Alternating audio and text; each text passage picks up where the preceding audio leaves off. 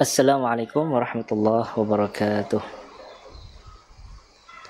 Innal hamdalillah nahmaduhu wa nasta'inuhu wa nastaghfiruh wa na'udzu billahi min shururi anfusina wa min sayyiati a'malina. Man yahdihillahu fala mudhillalah wa man yudlilhu fala hadiyalah. Asyhadu an la ilaha illallah wahdahu la syarikalah wa asyhadu anna Muhammadan abduhu wa rasuluh la nabiyya wa la rasula ba'dah. Allahumma salli ala Muhammad wa ala alihi wa ashabihi wa man iqtada bihadihi wa sunnatihi ila yaumiddin, amma ba'd. Para pemirsa, para peserta Rumaiso Academy yang dimuliakan Allah Subhanahu wa taala, alhamdulillah pada kesempatan kali ini kita dapat kembali berjumpa melanjutkan pembahasan tentang pengembangan diri ataupun penguatan diri yang kita ambil dari hadis-hadis Nabi Shallallahu Alaihi Wasallam. Pada kesempatan kali ini kita akan membahas tema tentang kesuksesan yang paling tinggi. Saya izin untuk menampilkan hadis yang akan kita bahas di layar.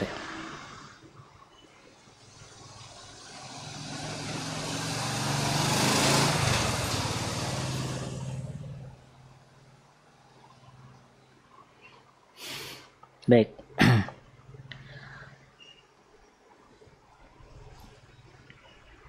Hadis yang akan menjadi pembahasan pada pertemuan kali ini, ya, hadis ke-17 dari kitab Al-Arba'un At-Tatwiriyah, ya, karya Syekh Profesor Ali Ibrahim hafizahullahu taala.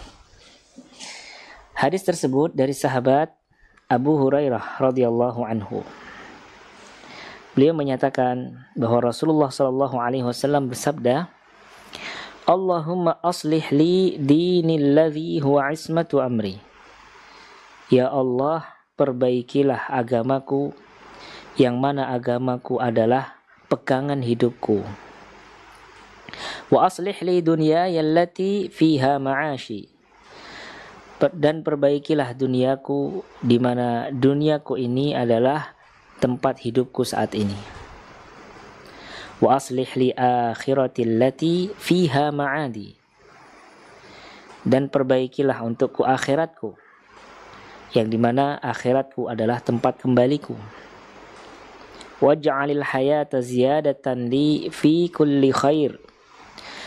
Dan jadikanlah kehidupanku itu menambah setiap kebaikan. Waj'alil mauta rahatan li min kulli syarr. Dan jadikanlah kematian sebagai istirahatku dari segala keburukan. Pemirsa rahimani wa rahimakumullah, doa yang diajarkan oleh Nabi Shallallahu Alaihi Wasallam di dalam hadis Abu Hurairah ini adalah doa yang sangat indah. Doa yang kalau kita panjatkan, kita selalu ucapkan doa ini, hidup kita akan bahagia. Kenapa bahagia? Ya, karena doa ini mencakup segala kebahagiaan kehidupan kita. Ada kita minta sama Allah kebaikan agama kita, kebaikan iman kita, kebaikan ibadah kita. Kita minta sama Allah agar diperbaiki dunia kita, tempat kita hidup. Kita minta sama Allah agar diperbaiki akhirat kita, tempat kita kembali nanti. Bahkan kita minta sama Allah agar kehidupan ini dijadikan sebagai penambah amal-amal kebajikan, pahala-pahala. Dan kita minta sama Allah agar kematian kita itu dijadikan sebagai bentuk istirahat dari keburukan-keburukan. Makanya Syekh Abdurrahman As-Sa'di rahimahullah memasukkan doa ini di dalam salah satu kiat untuk bahagia, ya. Di dalam buku beliau tentang kebahagiaan, itu apa ya namanya itu? Miftah apa ya? Saya lupa ya namanya. Bukunya tipis itu. Karya Syekh Abdurrahman As-Sa'di tentang jalan-jalan menuju bahagia itu. Itu beliau memasukkan doa ini sebagai salah satu di antara sebab bahagia seorang muslim itu menghafalkan doa ini dan selalu memanjatkan doa ini sesering mungkin. Nah, jadi teman-teman, tolong doa ini dicatat dan dihafalkan ya. Allahumma aslih li dinil ladzi huwa ismatu amri. Ya Allah, perbaikilah agamaku, di mana agamaku ini adalah pegangan hidupku. Jadi lihat, yang pertama kali diminta oleh Nabi SAW itu kebaikan agama. Kenapa kebaikan agama? Karena maslahat agama, baiknya agama seseorang itu adalah a'zamul masalih. Dalam Islam itu disebut sebagai maslahat yang paling istimewa, yang paling utama. Itu adalah kemaslahatan agama. Oleh karena itu seorang muslim juga harus memahami seperti itu. Agama ini tidak ada, pokoknya agama ini prioritas. Tidak ada yang bisa mengalahkan agama kita. Pekerjaan yang gaji mahal lah, ya kan, kesibukan yang yang prospek mungkin. Kalau itu akan mengganggu sholat kita, akan mungkin menjadikan kita terfitnah oleh maksiat. Ya sebaiknya maka ditinggalkan gitu, karena kemaslahatan agama itu yang paling utama, yang paling dipertimbangkan dalam sebagai seorang muslim. Ya, Nabi SAW menjadikan kemaslahatan agama itu yang pertama. Aslih li dini, perbaikilah agamaku, di mana itu adalah pegangan hidupku. Kalau sudah rusak agama seseorang, maka rusak kehidupan dunia akhirat. Dunia nggak bahagia, akhirat apalagi. Nggak akan mungkin orang bisa bahagia sesungguhnya di dunia ini tanpa iman. Itu nggak mungkin. Dia bisa bahagia tapi hanya sebatas bahagia fisik, bahagia yang tidak menyentuh hakikat. Ya, kalau kita mau bahagia, agama diperbaiki. Perbaiki agama. Kalau sudah rusak agama seseorang, rusaklah kesuksesan seorang dunia akhirat. Ya, karena tidak ada manfaatnya capaian-capaian duniawi.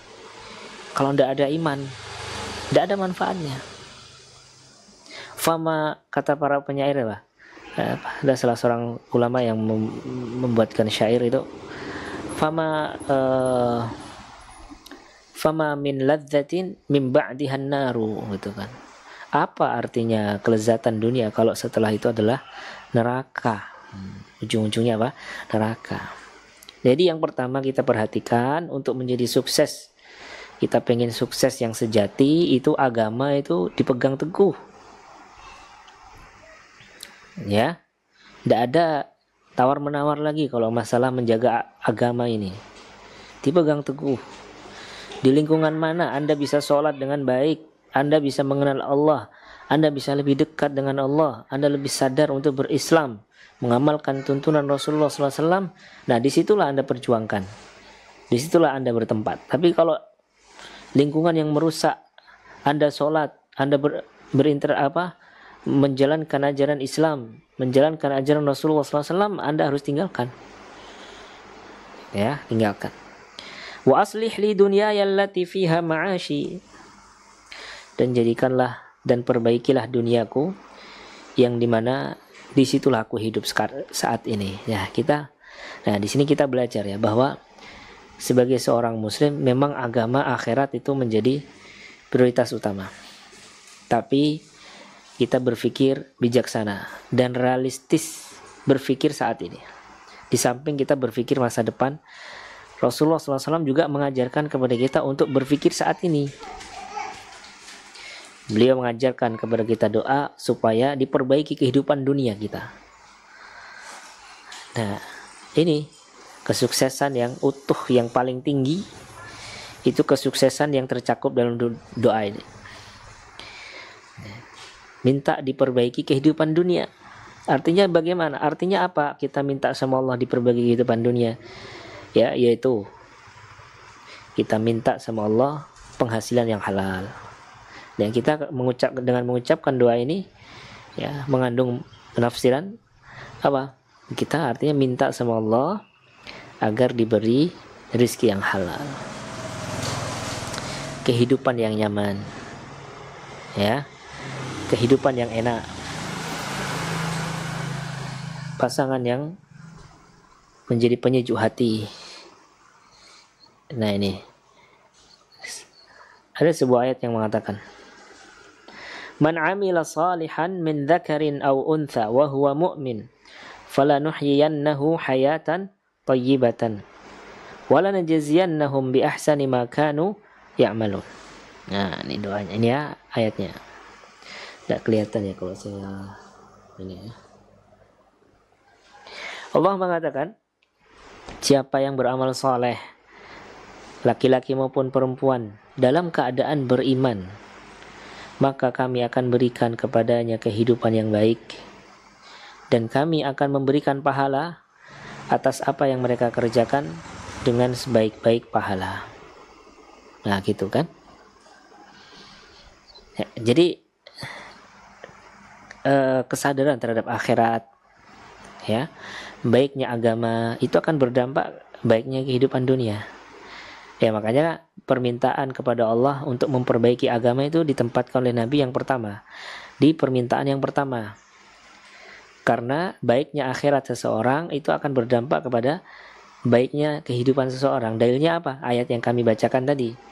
Siapa yang beramal soleh dan beriman, berbuat baik, baik itu dengan bentuk ibadahnya kepada Allah ataupun muamalahnya kepada sesama makhluk, dalam keadaan dia beriman, dia akan diberikan kehidupan yang baik, ya, kehidupan yang baik, dan akan mendapatkan pahala juga di akhirat atas kebaikan yang dilakukan gitu. Jadi dampaknya kehidupan dunia yang baik itu, berkahnya ketakwaan seseorang itu, ya. Ustadz, ini ada orang Masya Allah sholatnya rajin di masjid terus, ngaji terus, kajian juga rajin, tapi motornya butut dan tidak update, HP-nya juga tidak update, HP jadul terus lah, gitu kan ya. Rumahnya juga dari dulu masih ngontrak aja kan. Ini gimana Ustadz? Katanya kehidupannya lebih baik. Ya, kalau kita bertakwa sama Allah, diberi rezeki dari arah yang tidak disangka. Kalau kita beriman dan beramal soleh, Allah kasih kehidupan dunia yang lebih baik. Tapi kok ini teman saya ini kok kayak gini, kasihan. Nah, ini gimana nih jawabannya nih? Ya, kalau teman-teman dapat pertanyaan kayak gitu, gimana jawabannya? Nah, coba saya mau tanya dulu sama teman-teman yang hadir nih. Mas Ihwan. Silakan Mas Ihwan, coba berpendapat. Silakan.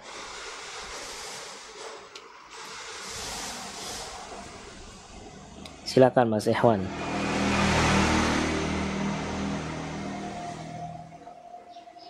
Ada enggak Mas Ihwan?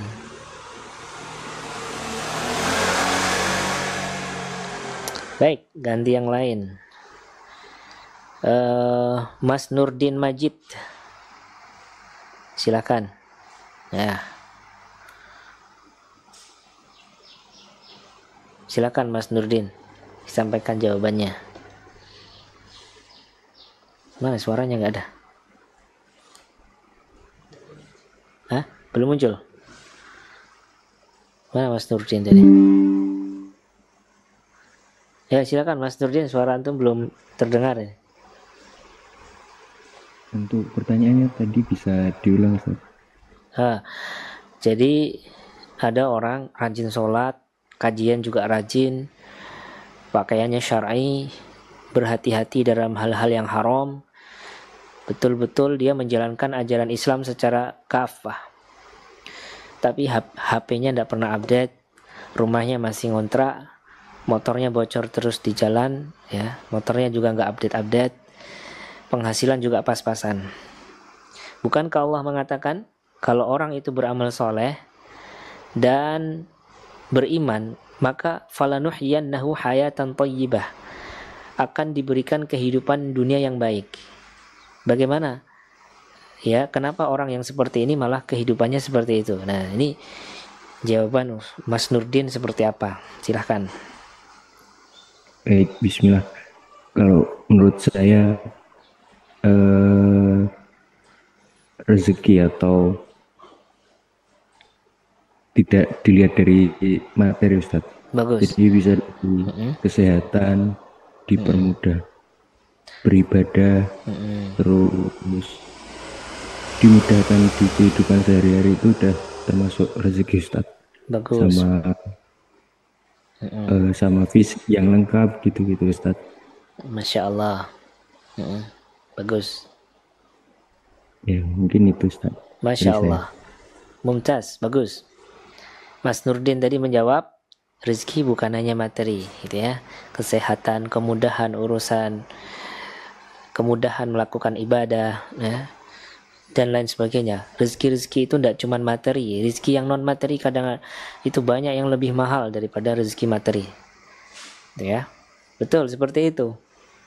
Kehidupan yang baik itu tidak diukur dari materi. Kenapa ada orang yang memahami, ada, insya Allah ada orang mau seperti itu kan ya, kok ini sholatnya rajin tapi kok penghasilannya pas-pasan gitu kan, padahal sholatnya rajin gitu loh. Nah, bahkan ada yang orang sudah hijrah meninggalkan dunia gemerlap yang dulu materinya banyak ya, duitnya banyak di situ, hijrah, tiba-tiba Allah miskinkan dia nih, penghasilannya nggak seperti dulu. Akhirnya apa? Balik lagi.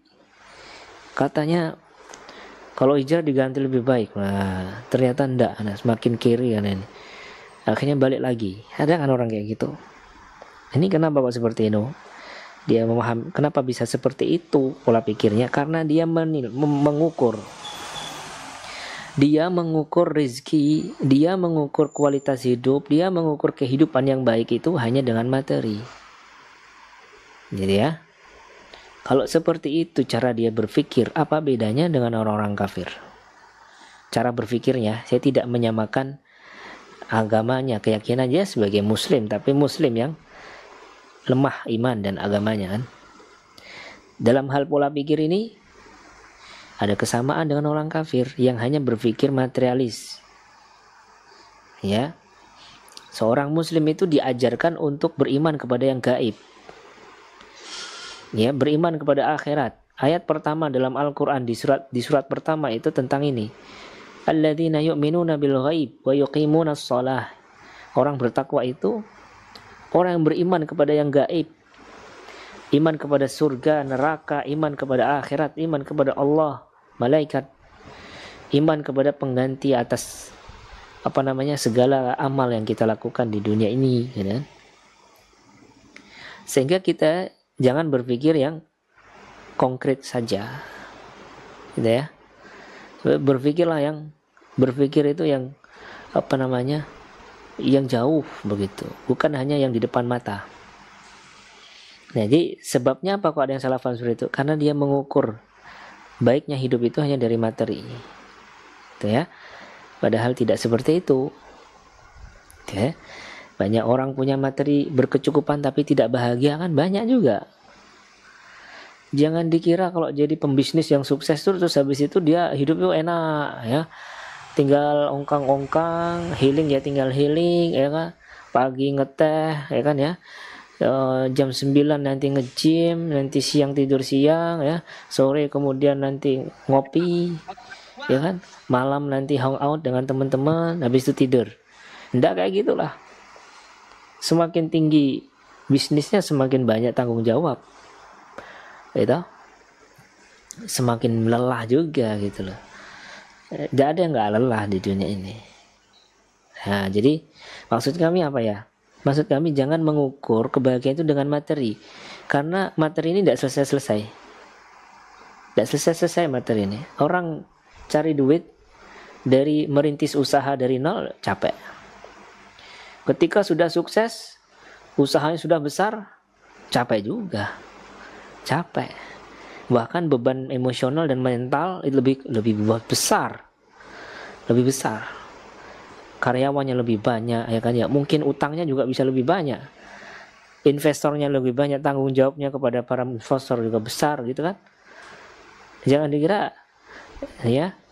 Jangan dilihat itu dari casingnya aja, mobilnya bagus, rumahnya baru gitu. Tapi beban mentalnya besar gitu loh. Jadi ya, kalau kita ini mengukur rezeki kebaikan hidup hanya dari Materi itu tidak selesai-selesai, kita nggak sempat bahagia. Maka ukurlah dengan nikmat-nikmat non materi. Ya mungkin barangkali dia seperti itu, hidupnya pas-pasan, tapi dia bertakwa kepada Allah. Cuman apa? Rezekinya halal, sehingga rezeki yang halal itu berkah gitu kan ya. Selalu cukup, alhamdulillah, selalu kenyang, anak istri yo kenyang, alhamdulillah. Nah, ada orang yang gajinya besar, penghasilannya besar, tapi tidak pernah puas dengan capaiannya, tidak pernah puas dengan rezeki yang didapatkan. Banyak kan orang seperti itu. Ini ya, rasanya kurang terus. Nah, saya baru mendapatkan cerita nih belum lama dari salah seorang jamaah. Ini dia memperbandingkan kehidupan dia sebelum hijrah dan ketika sudah hijrah. Ketika sebelum hijrah ini gajinya besar. Tapi kayak kurang itu. Istri ditinggali duit 10 juta itu kayak kurang. Di Jogja loh, ini di Bantul nih, orang Bantul ini. Bantul ini kan serba murah ya. Nah, sego kucing 2.000 masih banyak ya. Bubur pagi-pagi 1.000-an masih ada di Bantul ini. Ya. 10 juta di Bantul itu udah sultan loh. Tapi kurang, enggak cukup, akhir bulan masih kurang. Ya, akhirnya dia Masya Allah ada suatu peristiwa yang membuat dia tertegun dan dia hijrah ya. Kemudian dia mulai rajin kajian. Sekarang dia sudah jadi panitia kajian sekarang ya. Kalau ada daroh-daroh di Jogja nih dia termasuk yang panitianya. Hijrah ya kan. Mulai meninggalkan kebiasaan yang maksiat sebelumnya kita tinggalkan ya. Istrinya juga mulai dikenalkan dengan manhaj salaf. Dia hijrah ya, ngaji. Dan penghasilannya sekarang tidak seperti dulu ya. Makanya orang hijrah itu ada resiko ya.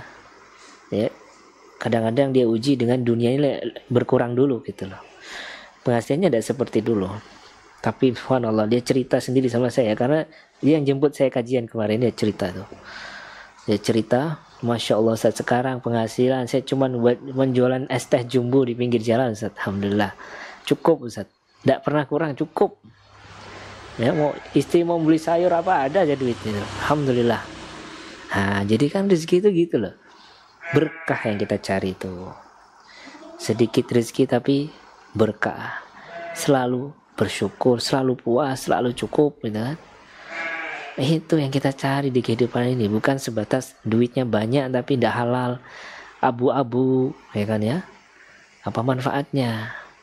Nah jadi itulah yang disebut kehidupan dunia yang baik, itu bukan hanya kaya saja, tapi kehidupan yang berkah, rizkinya halal, badannya sehat.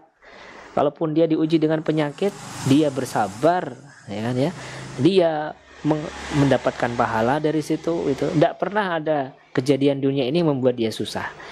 Diuji musibah, dia bersabar, dia bahagia dengan sabarnya. Diuji dengan nikmat, rezekinya lancar, dia bersyukur, dia berkah dengan syukurnya, dia bahagia dengan syukurnya. Itulah seorang mukmin itu kan. Makanya Nabi SAW menjelaskan kepada kita tentang kehidupan dunia yang baik itu dalam sabdanya yang lain ya kan, ajaban li amlir mu'min, betapa menakjubkan kehidupan seorang mukmin itu.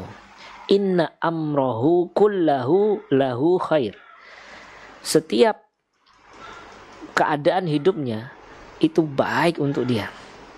In asabathu sarra'u syakara, ketika dia mendapatkan kelapangan hidup, rezeki yang lancar, badan yang sehat, anak-anak yang lucu dan saleh-salehah, istri yang cantik dan taat gitu kan ya. Ya. Maka syakara, dia bersyukur, fakana khairan lahu, maka itu menjadi kebaikan untuknya. Wa in asabathu dharra'u, ketika dia mendapatkan musibah, mendapatkan tekanan hidup, himpitan hidup, baik dari sisi rizki, keluarga, handai tolan, lingkungan dan lain sebagainya, sabara, dia bersabar, fakana khairan lahu, maka itu menjadi baik untuknya. Walaisa hadza illa li mu'min, keadaan seperti ini tidak akan ada pada manusia manapun kecuali pada diri seorang mukmin. Itu ya. Itulah kehidupan yang baik. Wa aslih li akhiratil lati fiha ma'adi. Dan perbaikilah akhiratku, karena akhiratku itulah tempat kembali. Masya Allah ya. Indah sekali doa ini. Kita tidak cuma minta sama Allah diperbaiki dunia, tapi kita minta sama Allah Subhanahu wa taala agar kita diperbaiki masa depan kita juga, ini akhirat kita. Yang kalau kita tidak minta sama Allah seperti, kita akan khawatir. Apa yang sering membuat orang nggak bahagia itu kan kesedihan atas masa lalu, kekhawatiran atas masa depan, ya kan? Kesedihan atas masa lalu, ketidakpuasan atau ketidakadanya qanaah terhadap capaian hari ini, dan juga kekhawatiran atas masa depan. Nah, ini semua terjawab di doa ini. Ya, aslih li akhiratil lati ilaiha ma'adi, ini menghapus kekhawatiran kita terhadap masa yang akan datang, kehidupan di kampung akhirat. Wa aslih li dunyaya allati fiha ma'ashi, ini kehidupan sekarang. Ya. Waj'alil hayata ziyadatan li fi kulli khair. Ya. Dan jadikanlah kehidupan ini sebagai penambah segala kebaikan. Ya. Di orang mukmin itu hidup semangat, mati juga semangat. Nah, hidupnya dia minta sama Allah, ya Allah, hidup ini jadikanlah penambah kebaikan-kebaikan, penambah pahala-pahala untukku, dan kebaikan-kebaikan untuk masyarakat, untuk manusia. Waj'alil mauta rahatan li min kulli syarr. Dan jadikanlah, ya kan, kematian itu sebagai istirahatku dari segala keburukan. Masya Allah, itu orang mukmin itu. Hidup semangat, mati semangat. Tidak ada orang kayak gitu kan. Yang ada orang hidup semangat, mati segan. Nah, hidup semangat, mati segan. Yang lebih parah lagi, hidup tak anda, mati segan. Ini ada juga orang kayak gini. Orang mukmin itu mau hidup alhamdulillah, mati alhamdulillah. Ya kan? Mati dunia ini kan soal berpindah alam saja. Bukan mati terus lepas kita menjadi tanah. Habis itu selesai semua urusan. Tidak ada balasan atas kebaikan dan hukuman atas dosa. Tidak. Mati itu kan soal apa? Berpindah alam saja. Berpindah sunnatullah, dari sunnatullah di dunia ke sunnatullah di alam barzakh. Nah, makanya kita ini sebagai seorang mukmin siap hidup, siap mati. Kalau kita hidup ya minta sama Allah ziyadatan li fi kulli khair, ya Allah tambahkan kebaikan dengan hidup ini, ya Allah saya minta ditambahkan kebaikan-kebaikan.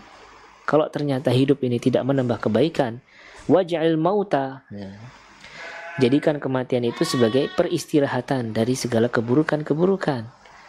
Keburukan fitnah dunia, fitnah syahwat, ya kan ya? Fitnah harta, fitnah maksiat, ya kan ya? Waj'alil mauta rahatan li min kulli syarr. Jadikanlah kematian sebagai istirahatku dari segala keburukan. Ini enak hidup kayak gitu, enak. Semangat orang kalau bisa menghayati doa ini. Pemirsa rahimini wa rahimakumullah. Dari doa ini kita bisa mempelajari klasifikasi orang dalam kesuksesan itu. Nah, orang yang paling sukses yang a'laha. Ini saya ganti stabilonya ya biar jelas warnanya. Yang paling tinggi. Nah, orang yang sukses yang paling tinggi itu adalah orang yang sukses dunia akhirat. Nah, yang paling tinggi ini, excellent, itu dunia akhirat. Dunianya sukses, cari duit gampang, ya kan ya. Tapi dengan dunianya dia membeli akhirat. Walaupun tidak sebanding ya, tapi dia manfaatkan dunianya untuk akhirat. Untuk sedekah, menafkahi keluarga dalam keadaan berniat beribadah. Membangun masjid, membantu operasional masjid. Jadi ya mohon kesadarannya ya teman-teman ya. Kalau sering sholat di masjid, di komplek atau di kampung itu, jangan cuma sholat saja. Ya, menikmati dinginnya AC. Kalau punya rezeki ya masukin lah uang itu di kotak infak, karena masjid ini juga perlu duit untuk hidup, bayar listrik ya kan ya, untuk perawatan, fasilitas macam-macam gitu. Nah itu hartanya untuk gitu, untuk dakwah, untuk Islam, untuk kehidupan kaum muslimin dan manusia. Dunianya sukses, akhirat dia dapat, sholat dijaga, agama dipegang, agama jadi nahkoda dia dalam kehidupan. Ya, dia takut kepada Allah. Ini orang yang paling bahagia ini. Jadi teman-teman kalau sudah punya gaji 2 digit nih, tinggal di Jogja, itu udah usah adalah neko-neko lagi. Nah, jangan kan 2 digit lah. Di atas UMR aja udah bersyukur, alhamdulillah. Itu tinggal tahajudnya dikuatin, ya kan? Sholat jamaahnya dijaga, itu aja. Kalau udah dunia ini tinggal jalan, akhirat kita tingkatkan ya. Ya. Jangan kita nih dunia terus. Saya kenal seorang pengusaha sebuah tos serba besar di Jogja.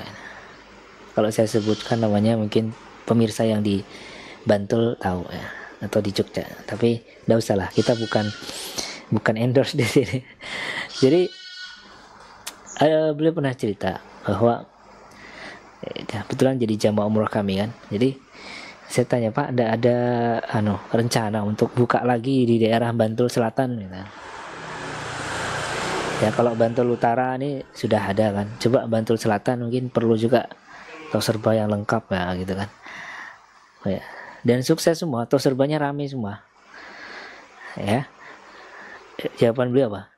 Ustadz, saya sekarang udah alhamdulillah bisa ngaji, kajian rutin, alhamdulillah istri belajar Quran, belajar bahasa Arab, kajian ibu-ibu juga dia rutin.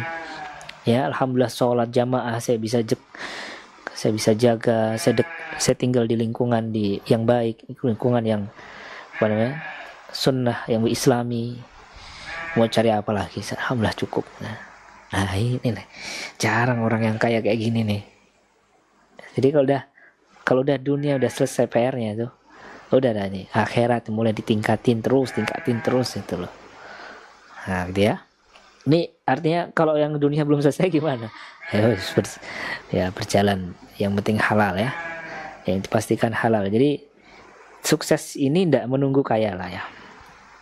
Ketika rezeki Anda halal ya, kemudian Anda menjaga sholat Anda menjaga agama Anda juga menuntut ilmu tentang agama Anda ini, Anda sukses yang paling tinggi nih. Ya, hati ya. Ini sukses yang paling tinggi, sukses dunia akhirat. Nah, yang kedua, level yang kedua adalah sukses akhirat dunia kiri. Nah, ini. Jadi akhirat sukses, dunia kiri. Nah, itu. Ini juga dikatakan orang seperti ini sukses atau tidak? Ya, alhamdulillah masih sukses akhirat. Gitu ya. Akhirat masih sukses, alhamdulillah. Walaupun penghasilan dunia biasa-biasa saja, tidak apa-apa, penting halal gitu loh. Ini ada penjelasan menarik kayaknya sini tadi, mana ya?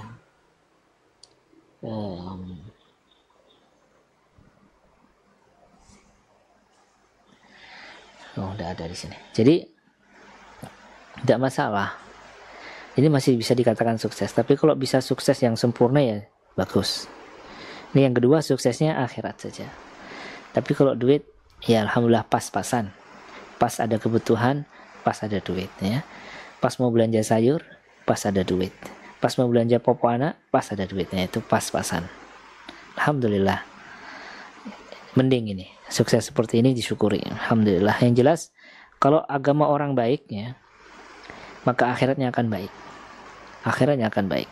Tapi jangan seperti orang yang salah faham ya. Yang disinggung di sini adalah yahrumu nafsahu mata'an najah. Yang mengharamkan dirinya terhadap dunia sama sekali. Tidak mau kerja, tidak mau makan, pokoknya ibadah saja. Nah, ini yang kayak gini nih gagal nih. Ini gagal ini.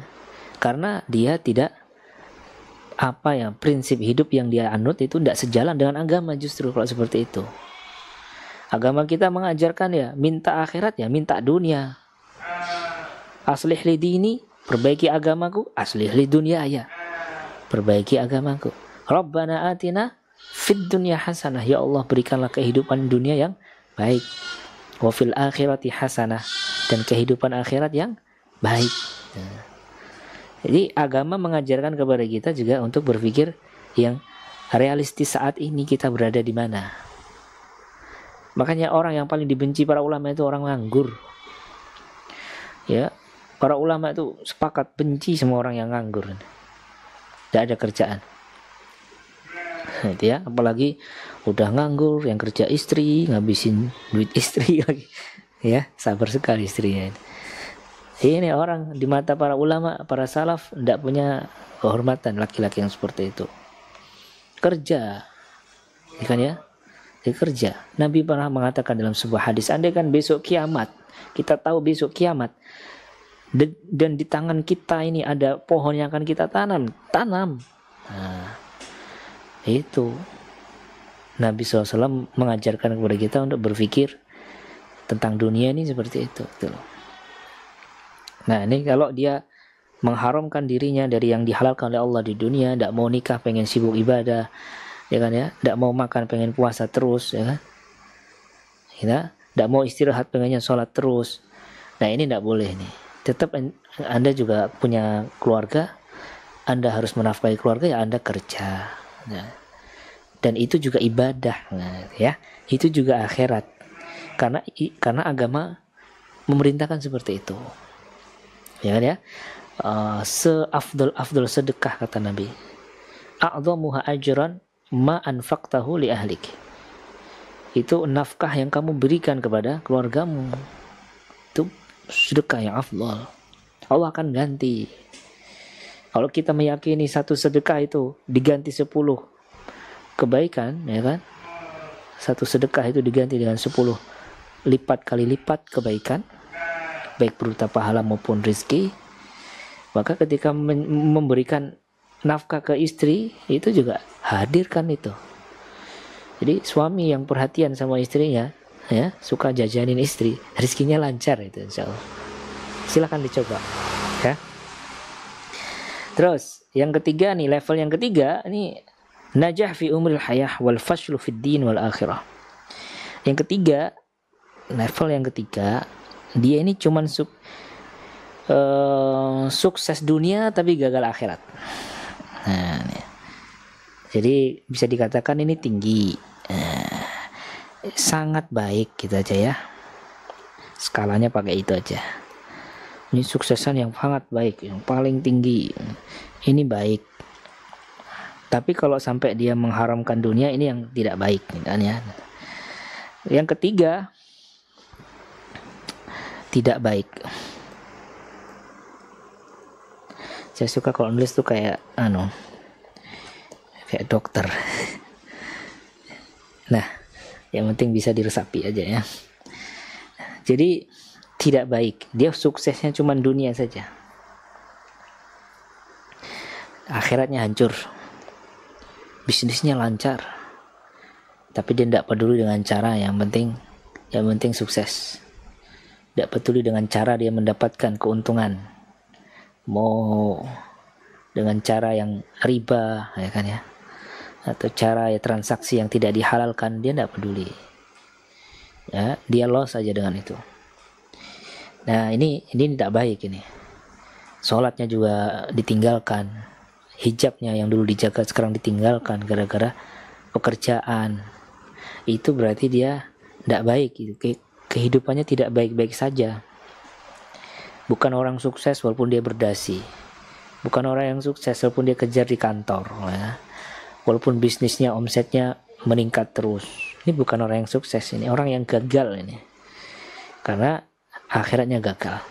Nah yang terakhir nih, yang paling longsor, yang terakhir ini, ya, ini orang yang paling level paling rendah ini, paling sangat tidak baik.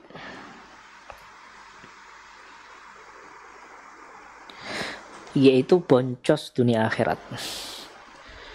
Sudah akhiratnya tidak dijaga, hidupnya miskin juga. Nah ini kasihan ini ya, kasihan sekali. Cari duit susah, katanya cari duit susah ya, tapi sholat ditinggalkan, Jumatan nggak Jumatan, puasa nggak puasa ya.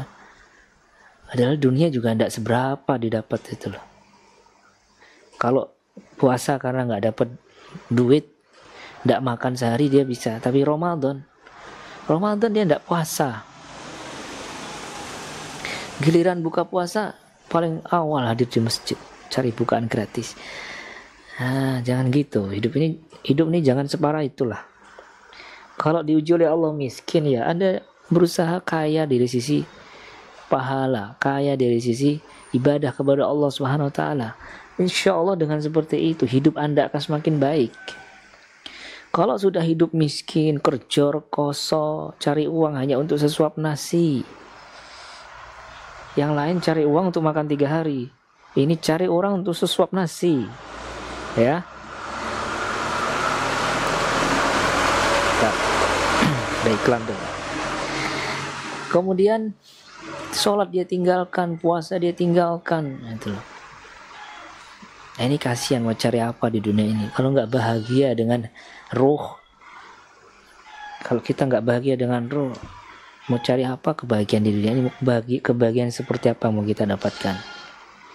Kalau fisik kita ini sudah rekoso, maka biarkanlah roh ini kenyang ya, bahagia dengan zikir-zikir, dengan menjaga syariat Allah, dengan sholat, dengan bertakwa kepada Allah Subhanahu wa taala gitu loh. Ada yang saya kasihan melihat, pernah saya Jumatan di sebuah masjid ya. Saya lihat ada abang-abang becak markir di depan masjid dan tidak ikut Jumatan. Saya tanya, maaf Pak, panjenengan Muslim? Iya Pak, saya Muslim. Gitu. Silakan sholat dulu Pak. Iya Pak gitu. Masya Allah, ini kasihan sebetulnya. Itu karena sedikitnya ilmu, karena kebodohan sebetulnya. Makanya mahalnya ilmu itu kita rasakan dalam keadaan seperti itu. Ya, kita jadi tahu, Masya Allah, tentang kebahagiaan yang sejati itu apa, tentang suatu hal yang layak memang kita prioritaskannya apa. Oh Masya Allah, agama ini segala-galanya, akhirat itu harus menjadi visi yang terbesar bagi seorang muslim. Jadinya hidup dunia ini enteng, nyaman, ya kan, alhamdulillah. Tapi yang seperti ini kan, ini karena kejahilan. Dunia didapat tak seberapa, akhirat juga tidak dapat. Makanya Ibnu Qayyim rahimahullah mengatakan, orang yang paling rekoso cari dunia itu hamba dunia. Orang yang rekoso cari dunia ini orang yang pikirannya cuma dunia aja, tidak mikir akhirat. Itu orang yang paling susah payah cari dunia itu.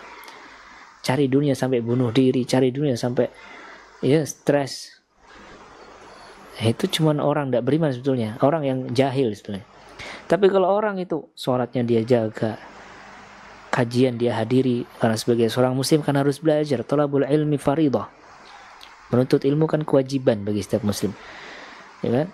Hadiri kajian, hidupnya makin berkah, walaupun penghasilan pas-pasan, tapi dia bahagia, akhirat dia dapat, sholat dia jaga, alhamdulillah. Orang cari dunia capek 24 jam dia cari dunia, ya dapatnya ya tidak banyak-banyak juga kan. Capek dia cari dunia siang dan malam, sholat tapi tidak pernah dilakukan. Jangan seperti itulah hidup ini. Ya, jangan kita berada di level yang ini, minimalnya di sini. Kalau dunia pas-pasan, akhirat jangan pas-pasan. Makanya para salaf mengatakan apa? Kalau kalian melihat, ya, idza ra'aita man sabaqaka fi dunyaka, kalau kamu melihat orang yang mengunggulimu dalam perkara duniamu, maka unggulilah dia dalam akhiratnya, dalam perkara akhirat. Nah, itu. Karena kalau berlomba-lomba akhirat nih tidak perlu modal. Kalau berlomba-lomba dunia, modal dia lebih besar, relasi investor dia lebih kuat, ya gitu kan ya. Mau cepat dia berkembang. Tapi kalau akhirat, Anda sholat gratis, Anda tersenyum pada istri gratis, gitu ya. Mungkin dia sukses dunia enggak sama istri tidak pernah senyum gitu kan, atau yang istri tidak pernah senyum sama suami, ini apa manfaatnya kesuksesan? Senyum aja sama orang yang paling dekat ini tidak bisa gitu. Alhamdulillah Anda bisa sholat, Anda bisa senyum, Anda bisa puasa, ya, Anda bisa menuntut ilmu, Anda bisa mulai mencicil menghafal Al-Quran, nikmat ini ya. Itulah kesuksesan yang paling tinggi, kesuksesan dunia, kesuksesan akhirat. Minimal seorang muslim ya bahagia, ya sukses perkara agamanya. Walaupun dunianya pas-pasan, itu tidak dianggap dia gagal. Karena ukuran kesuksesan yang abadi di mata Allah SWT, bukan semata di mata manusia. Demikian yang bisa kami sampaikan teman-teman. Kalau ada 2 pertanyaan, kami persilahkan. Ada di chat.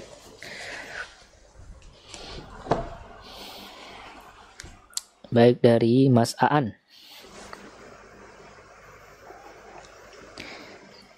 Di surat dan ayat berapa di Al-Quran tentang Allah akan berikan kehidupan yang baik tadi? Ya, nih. Saya tampilkan langsung surat dan ayatnya. Ya. Falanuhyiyannahu hayatan thayyibah. Falanuhyiyannahu. Nah, ini langsung ketemu. Surat An-Nahl ayat 97 ya Mas Aan. Surat An-Nahl ayat 97. Terjemahannya apa? Nah, ini terjemahannya. Barang siapa mengerjakan kebajikan, man amila salihan min dzakarin aw untha. Siapa yang melakukan kebaikan, laki-laki maupun perempuan, wa huwa mu'min, dalam keadaan dia beriman, falanuhyiyannahu hayatan thayyibah, maka kami pasti akan berikan kehidupan yang baik. Wala najziyannahum ajrahum bima kanu ya'malun, dan kami beri balasan dengan pahala yang lebih baik dari apa yang telah mereka kerjakan. Tuh ya. Ini suratnya, silahkan. Ya, silahkan dicatat ya Mas Aan dan teman-teman. Kalau kita beriman, beramal saleh, hidup makin baik. Saya pernah mendengarkan cerita juga dari salah seorang jamaah memperbandingkan keadaan sebelum hijrah dan setelah hijrah. Ketika sebelum hijrah itu, setiap hari di rumah itu adanya piring pecah, ya kan ya. Sedikit masalah kemudian menjadi ribut ya, gitu ya. Istri yang tidak pernah taat sama suami, istri yang membangkang lah gitu kan ya. Ini suaminya juga sama, tidak taat sama istri, pulang malam terus ya kan ya. Maksiat dilakukan, berbagai macam maksiat sudah dicoba. Hidup kayak nggak tenang, nggak pernah puas. Akhirnya ketika hijrah apa yang terjadi? Subhanallah, istrinya jadi masya Allah kalem ya, enak dipandang ya kan. Walaupun usia sudah semakin tua gitu ya, tapi pasangan masih enak, sejuk dipandang. Karena soal cantik dan ganteng itu kan bukan soal paras saja, tapi soal apa ya istilahnya ya, soal kepribadian dia kan, kita tahu baiknya ya kan. Cinta itu kan bukan soal paras saja kan gitu. Dia makin melihat istrinya makin cantik ya, padahal ya makin tua gitu kan. Alhamdulillah istrinya juga seperti itu. Anak-anak yang dulu ngayal-ngayal, gampang tantrum ya kan ya, alhamdulillah setelah ngaji, setelah hijrah, dia menjadi lebih baik kehidupannya itu ya. Saya rasa ini bukan rahasia lagi, ini sudah pengalaman setiap orang yang berhijrah, yang dia ikhlas karena Allah. Baik, silahkan satu lagi kalau ada. Mbak Dila bertanya tadi, buku Jalan-Jalan Menuju Bahagia karya siapa Ustaz? Karya si Abdurrahman As-Sa'di. Bukunya saya tampilkan aja nih bukunya ya. Miftah dari Sa'adah ya kayaknya. Bukan, itu punya Ibnu Qayyim ya. Sebentar saya carikan. Saya carikan langsung nih.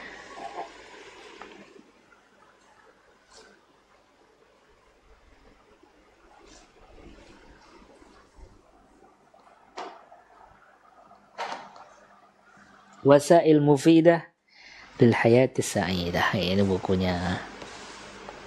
Nih, yang mau download bisa dilihat di layar tuh ya. islamway.net. Tapi bahasa Arab ini masalahnya. Oh, ini makalahnya di sini misalnya.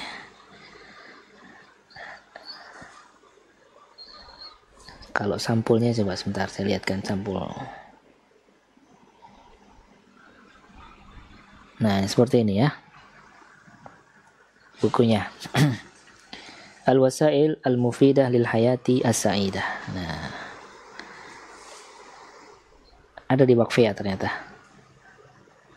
Waqfiyah ini situs gratis untuk download buku-buku PDF yang memang sudah diizinkan ya oleh penerbit dan penulis. Dan biasanya ini nggak bisa diakses situsnya. Ini situs yang dermawan berbagi PDF nih, buku-buku para ulama ya, buku berbahasa Arab. Makanya itulah teman-teman harus belajar bahasa Arab ya, bisa dapat kitab gratis. Nah, jadi buku ini sudah diterjemahkan kok di bahasa Indonesia, bisa dicari ya.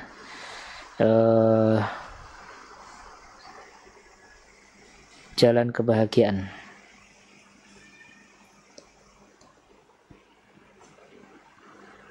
As-Sa'di.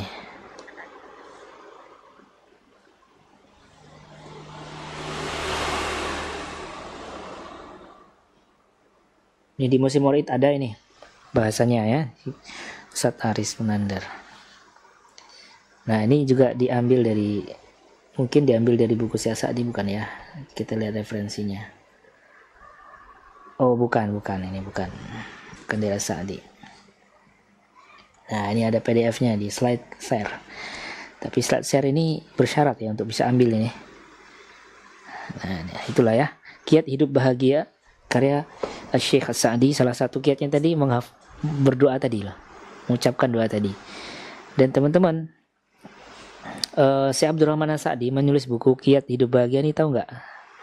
Kalau menurut bayangan teman-teman, beliau menulis buku ini ketika sedang longgar, lost, fokus ya, lagi santai, enak, moodnya baik gitu, atau beliau sedang kena musibah. Nah, kalau menurut teman-teman yang mana ini?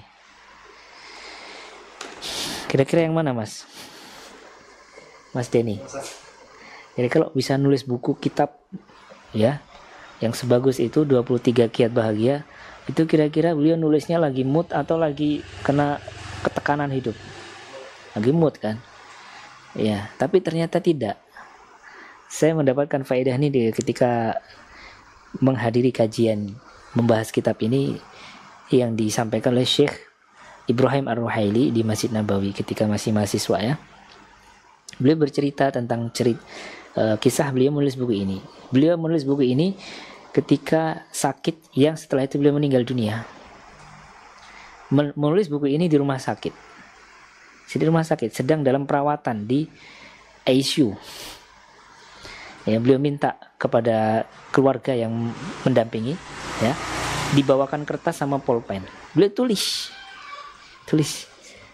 sedang dalam keadaan orang memandang ini tekanan hidup, lagi sakit parah ya, tapi beliau menulis tentang bahagia. Ya, orang muslim itu kayak gitu ya, bahagianya itu tidak diikat oleh materi, keadaan duniawi. Dia bisa bahagia kapanpun. Itu manusia yang paling merdeka kan kayak gitu.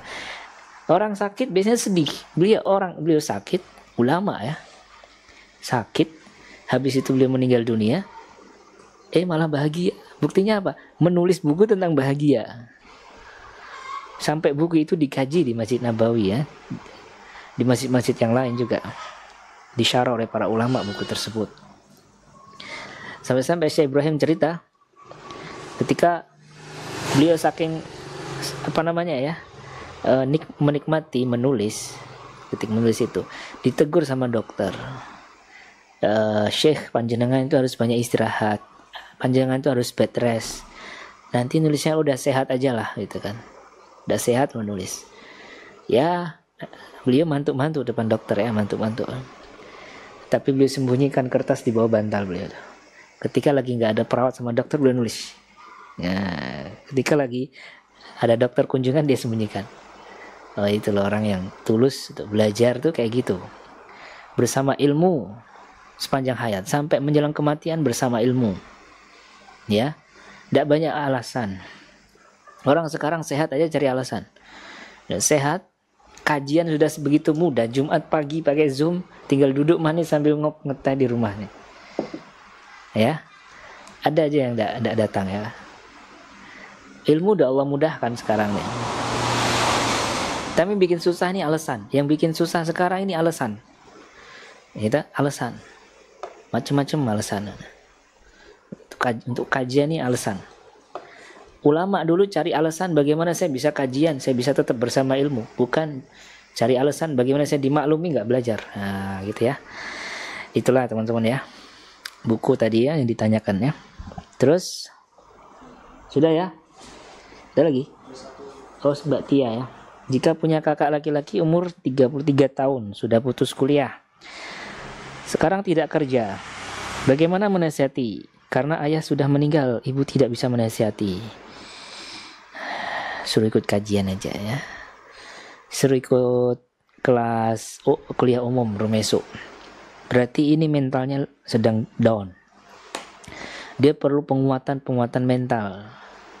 Dan sebaik-baik obat untuk menguatkan mental adalah wahyu Allah, Al-Quran dan hadis Nabi SAW. Dan sekarang kita membahas tentang hadis Nabi. Nah itu ya, biasanya orang seperti ini dikalahkan oleh mindset yang keliru, ya kan ya.